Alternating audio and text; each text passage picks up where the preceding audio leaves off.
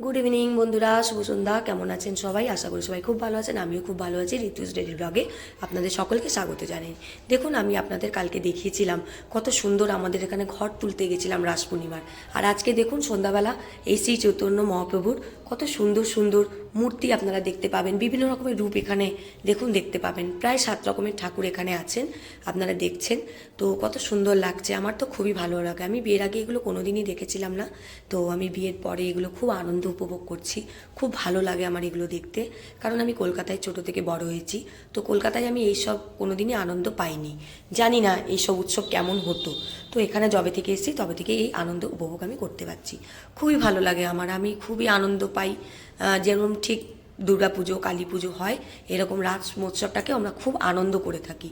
শ্রী চৈতন্য মহাপ্রভু বা শ্রীকৃষ্ণের বিভিন্ন রকম, দেখুন শ্রী রাধাকৃষ্ণ বিভিন্ন রকমের রূপ আপনারা এখানে দেখতে পাবেন। তো খুবই ভালো লাগে। এখানে দেখুন শ্রী চৈতন্য মহাপ্রভু শ্রীকৃষ্ণের নাম করে এরা নাচ করে করে কি সুন্দর নাম কীর্তন করছে। খুবই ভালো লাগে দেখতে আমার এগুলো।